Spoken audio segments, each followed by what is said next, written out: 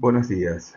La referencia legislativa en lo que concierne a seguridad e higiene en el ambiente laboral se basa en dos leyes de la época del año 72, en donde resume condiciones de higiene y salubridad y seguridad en el trabajo, y que deben ajustarse a todo el territorio nacional, más un decreto que es el 351 del 79, que es muy detallado en las condiciones, reglamentación, y es un decreto que ha sido confeccionado técnicamente con mucho detalle.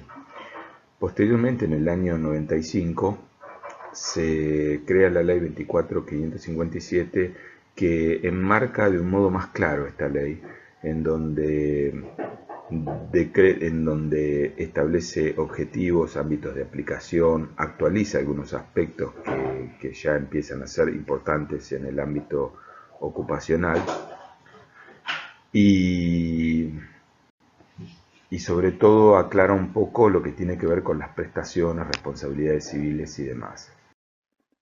En principio hablamos de seguridad y hablamos de higiene. La seguridad tiene que ver con el conjunto de medidas técnicas, educacionales, médicas, psicológicas, tendientes a prevenir accidentes, ¿sí? Todo lo que tiene que ver con instalaciones, artefactos, protecciones de máquinas, equipos y demás. Y es aquí donde un profesional que conoce la disciplina y que conoce las técnicas aplicadas para la elaboración de productos o desarrollo de actividades en el ámbito ocupacional, debe entender y debe poner de manifiesto cuáles son las condiciones necesarias para que estos accidentes no ocurran. En el caso de higiene, aquí cuando se habla de higiene estamos hablando de aspectos que tienen que ver con la medicina laboral, aspectos que tienen que ver cómo estas condiciones que se han relevado afectan al, a la persona, y, y bueno, lo lógico es que la parte relativa a la higiene la lleve adelante no un profesional que entienda en la materia de la disciplina concerniente con la actividad, sino un médico laboral. Profesionales para seguridad e higiene. Esto es un poco lo que les había hablado al principio. Los servicios de seguridad e higiene en el trabajo y las áreas de prevención de las aseguradoras de riesgo de trabajo deberán estar dirigidos por graduados universitarios en las carreras de grado en institución pública que posean títulos con reconocimiento oficial y validez nacional otorgado por el Ministerio de Cultura y Educación, con competencia reconocida en higiene y seguridad en el trabajo, en su ámbito de aplicación, ¿no? Esto es lo que dice la ley. Esto es lo que dice la ley. El Ministerio de Cultura y Educación, Cultura, Ciencia y Tecnología, la resolución 2646 dice que el artículo 43, esto también se los había comentado hoy, este es el texto.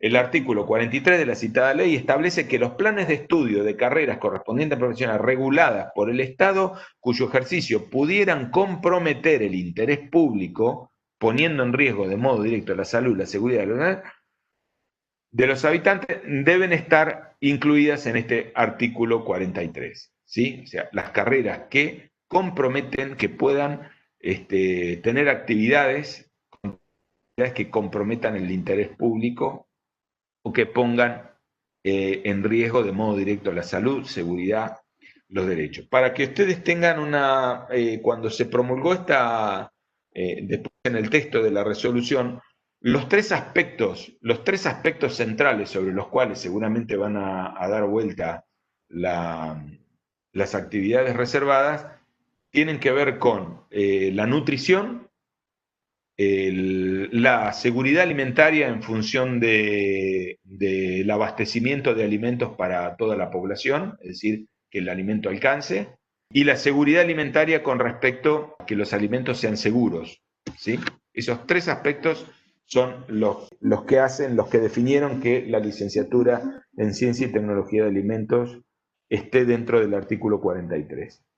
Bueno, entonces, y el artículo 1 dice declarar incluido en la nómina del artículo 43 de la ley 24521 a los títulos de licenciado en Ciencia y Tecnología de Alimentos y licenciado en Tecnología de los Alimentos. Vamos a hablar un poco de un riesgo puntual que tiene que ver con el incendio. Y vamos a hablar de los conceptos básicos del fuego. Uno de los riesgos más significativos, sobre todo de tipo colectivo, y que tienen que ver con la integridad de la gente y sus consecuencias, es el incendio.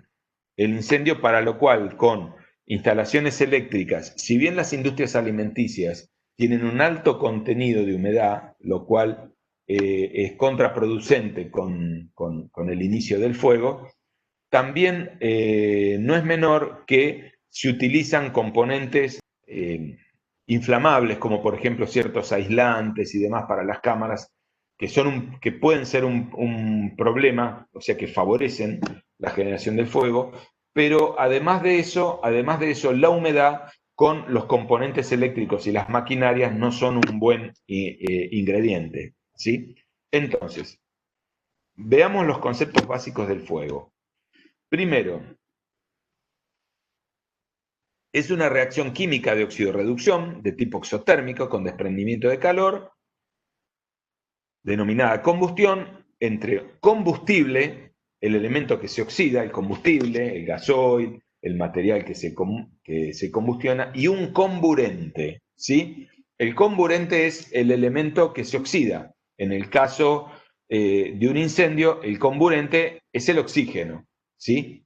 Existen comburentes que no son exclusivamente el oxígeno, y muchas veces esos comburentes que suelen tener componentes de óxido de nitrógeno o otros componentes de fósforo, sobre todo, es importante que no estén en contacto con elementos combustibles, ¿sí? Entonces, esto con el aporte de una energía de activación de un foco de calor es lo que hace que en un determinado momento el fuego se inicie. Entonces, ¿qué es el incendio?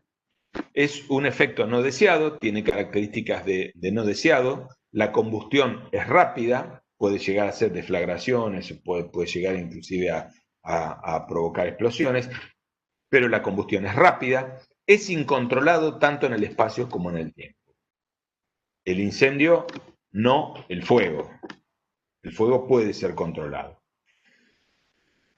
El triángulo del fuego me indica que tengo tres elementos: un combustible, el oxígeno o comburente y el calor. Con esos tres, la combinación de esos tres componentes es lo que hace que se genere el fuego, ¿sí?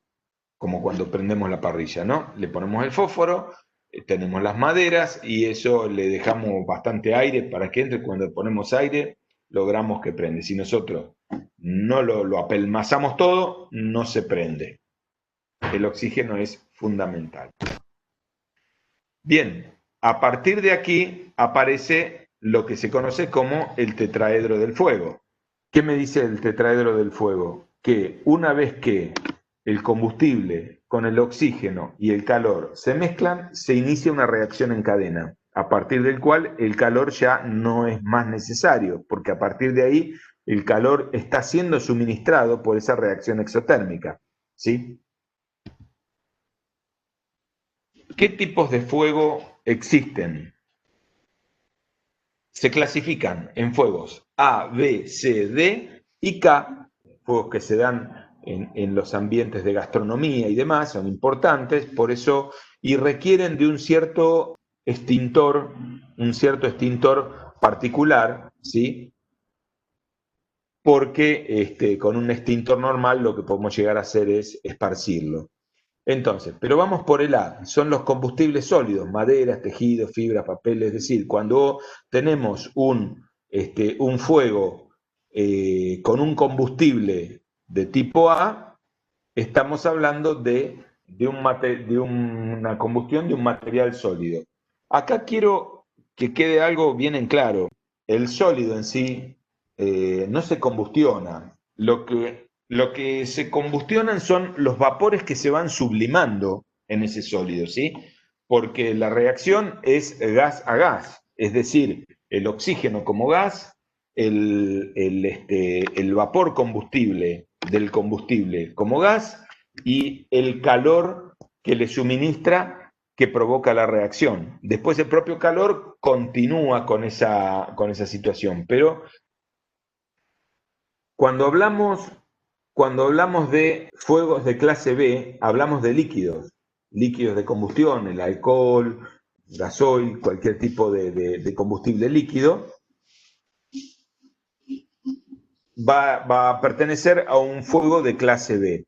Existen extintores específicos y algunos combinados para fuegos A, para fuegos B o para fuegos C, que son los llamados fuegos eléctricos. Se prende fuego un tablero, yo no puedo apagarlo con un extintor, por ejemplo, con una manguera con agua, ¿no? Entonces, existen extintores para fuegos de clase C.